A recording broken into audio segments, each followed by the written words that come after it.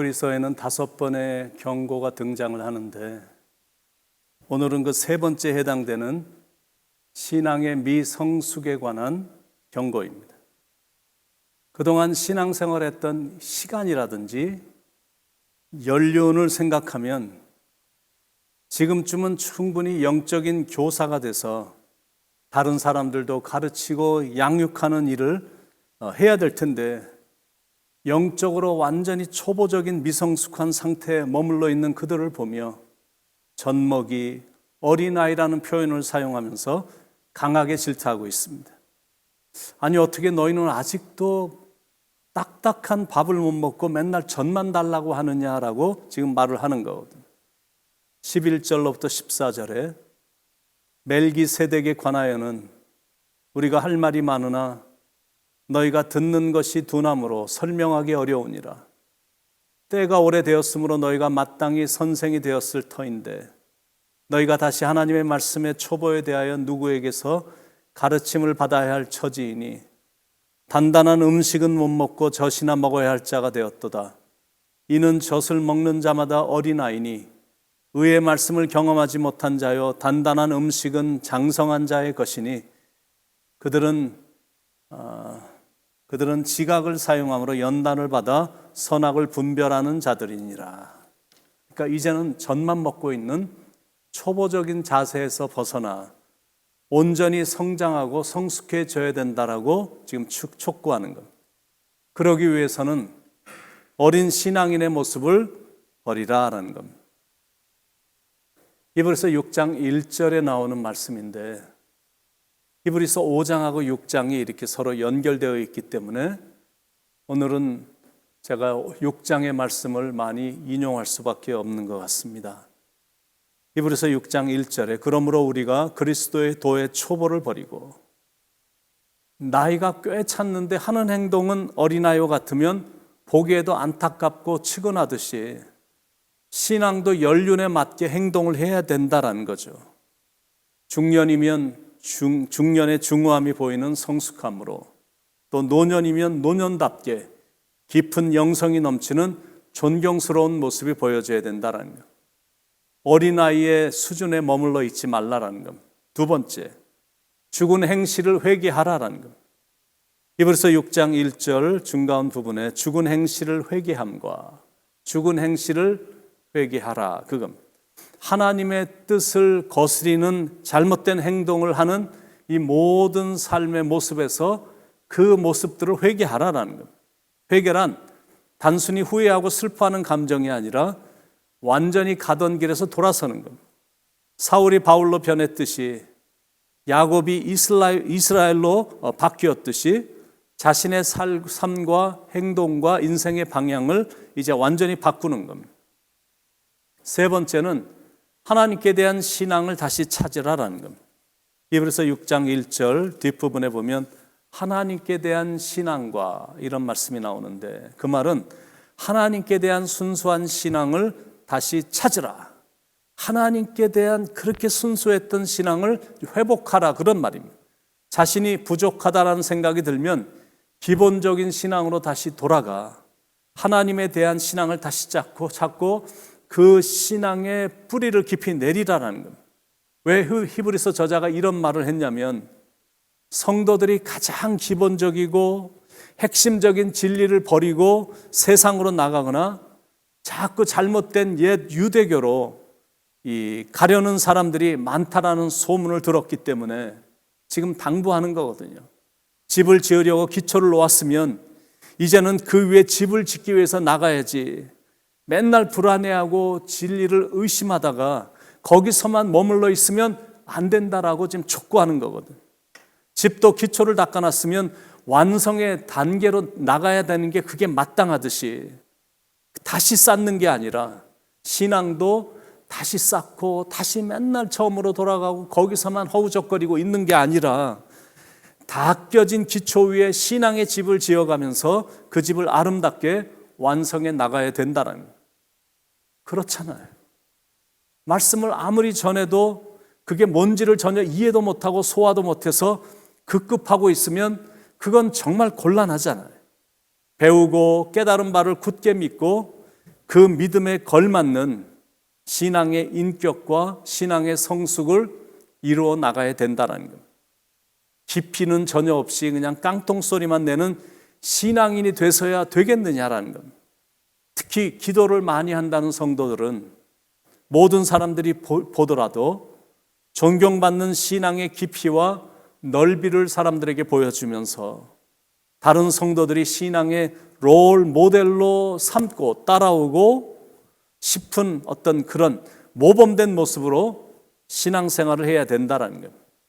기도는 열심히 해놓고 앉았다 하면 다른 사람이나 비난하고 평가만 하고 있다면, 교회 모임이나 예배엔 열심히 참석을 하는데 모여서 가십이나 하고 있고 상대방을 우습게 여기기나 하고 교만한 자세로 거들먹거리고만 있다면 그 모든 시간들은 다 헛된 시간이 되고 또 하나님에게는 전혀 영광이 되지 않고 가려진다는 거예요.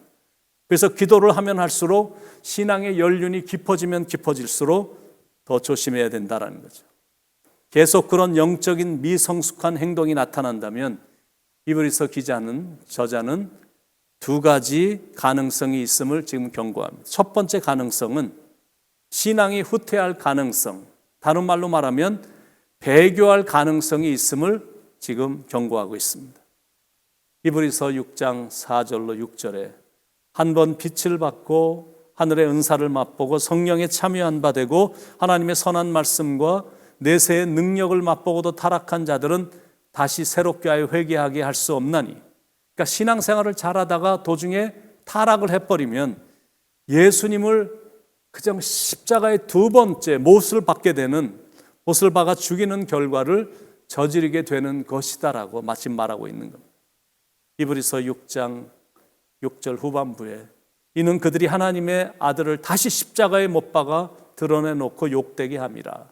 이게 첫 번째 가능성이고, 신앙의 미성숙이 계속되고 있는데도 발전할 그런 태도를 보이지 않는다면 두 번째 가능성은 하나님의 저주를 받아서 다시는 회복할 기회가 없는 영원한 형벌을 받을 가능성이 있음을 경고합니다.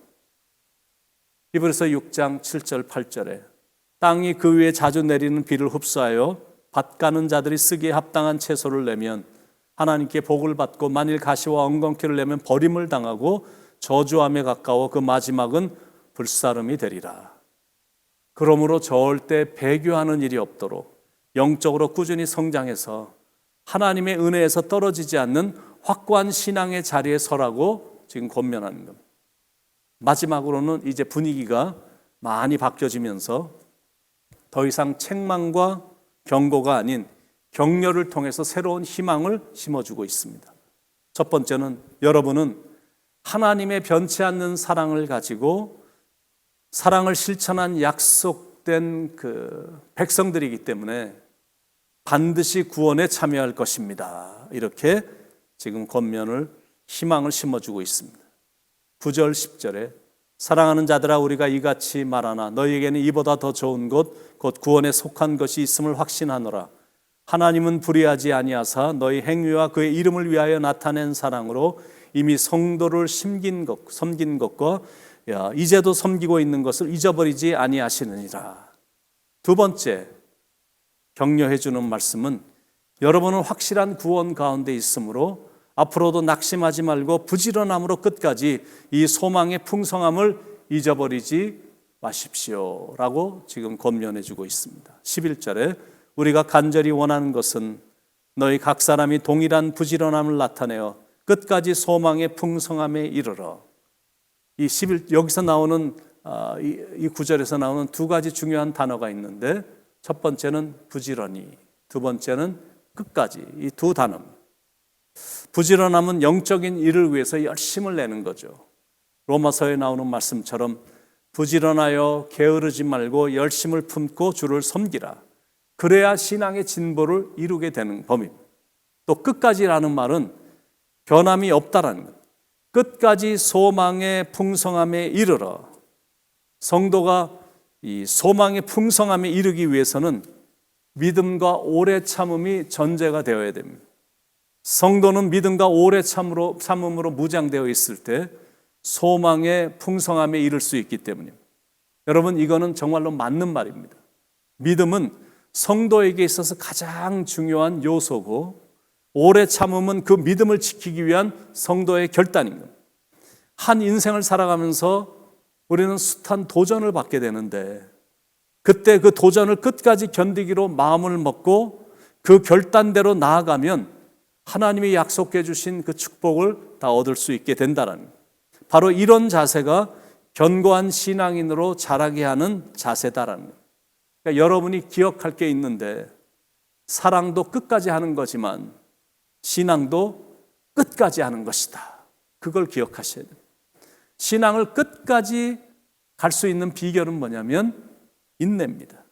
특히 믿음의 인내입니다. 12절에 게으르지 아니하고 믿음과 오래 참음으로 말미암아 약속들을 기업으로 받는 자들을 본받는 자 되게 하려는 것이니라. 그러니까 하나님의 일과 영적인 일은 세상 일보다 더 부지런하게 해야 되고, 넘치는 미래의 소망을 갖고 살아야 되고, 오래 참음으로 인내해야 됩니다. 왜냐하면 인내는 창대한 미래로 가는 마지막 관문이기 때문에 그렇습니다. 사랑도 오래 참아야 행복한 삶이 되듯이 신앙도 오래 참아야 승리하게 됩니다. 사랑은 오래 참고 달려갈 길을 마치고, 이런 게 끝까지 가는, 끝까지 인내하는 모습이거든요.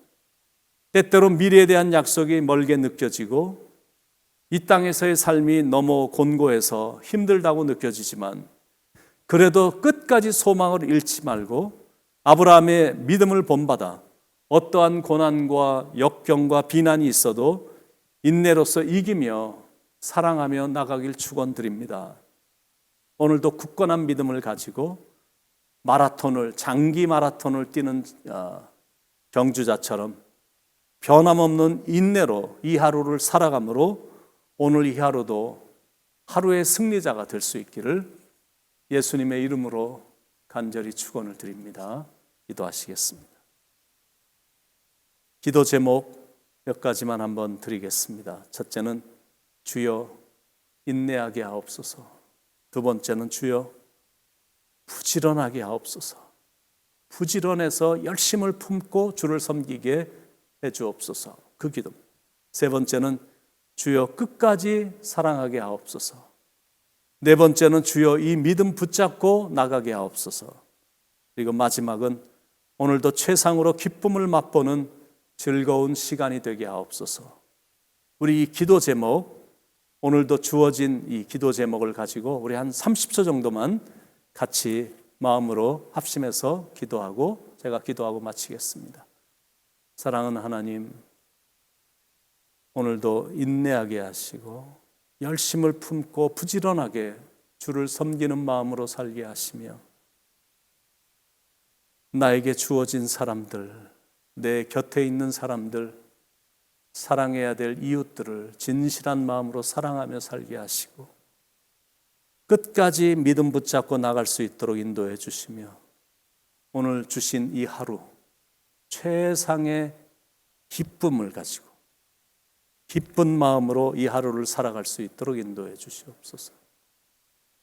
사랑하는 하나님, 예수님께서 장래의 기쁜 순간을 미리 보시며 십자가를 참으신 것처럼 우리도 그런 마음으로 인내하게 하시고, 만나는 사람들, 주위에 있는 모든 사람들, 그 사람들에게 진실하게 나중에 후회하지 말고 사랑할 수 있을 때 최상의 사랑을 하며 살아가게 하시고, 그리고 믿음 붙잡고 흔들림 없이, 좌로나 우로나 흔들림 없이 믿음 굳건히 붙잡고 나가고 열심을 품고 최선을 다하게 하시고, 주어진 하루 속에 기쁨을 맛보며 기쁨을 경험하며 내가 누리고 있는 기쁨을 남들과 나누며 살아가는 풍성한 하루, 성숙한 신앙인의 하루가 될 수 있도록 하나님 인도해 주시옵소서. 우리를 변함없이 끝까지 사랑해 주시는 예수님의 이름으로 간절히 기도드립니다. 아멘.